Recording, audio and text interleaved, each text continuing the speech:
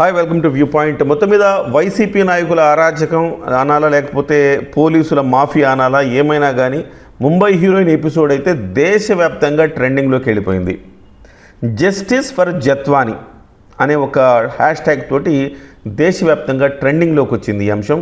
ఒక గంట క్రితం చూస్తే కనుక 5వ ప్లేస్లో ఉన్నది, ఇప్పుడు చూస్తే 2వ ప్లేస్లో ఉంది. ఆల్మోస్ట్ మొదటి ప్లేస్లో no NPS, no UPS, only OPS ఈ పెన్షన్ స్కీమ్ గురించిన వ్యవహారం దేశవ్యాప్తంగా ట్రెండింగ్లో ఉంది. ఇప్పుడు ఓపీఎస్ మాత్రమే కావాలి, యూపీఎస్ ఎన్పిఎస్ వద్దని ఈ మన రాష్ట్రంలోనే అనుకునేవాడిని నేను, కాదు ఇది దేశవ్యాప్త సమస్యగా ఉంది. ఇది ఈ అంశం ప్రధానంగా ట్రెండింగ్లో ఉంది. రెండోది ఇదే ట్రెండింగ్లో ఉంది, ఏది జస్టిస్ ఫర్ జత్వాని అనేది ట్రెండింగ్లో ఉంది.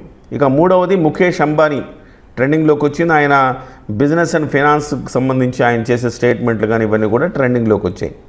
నాలుగోది ఇండియన్ ఉమెన్ హాకీకి సంబంధించి 4వ ప్లేసు. అలాగే 5వ ప్లేసు రిలయన్స్ ఇండస్ట్రీస్ గురించి, 6వ ప్లేసు 24/7 గురించి ఉన్నదనమాట.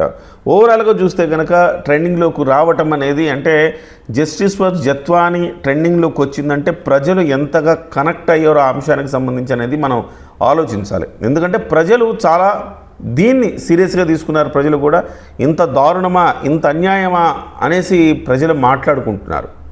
సో ముంబైలో అటువైపు ఒక కోల్కతాలో జరిగిన ఘటనను మనం చూస్తూ ఉన్నాం.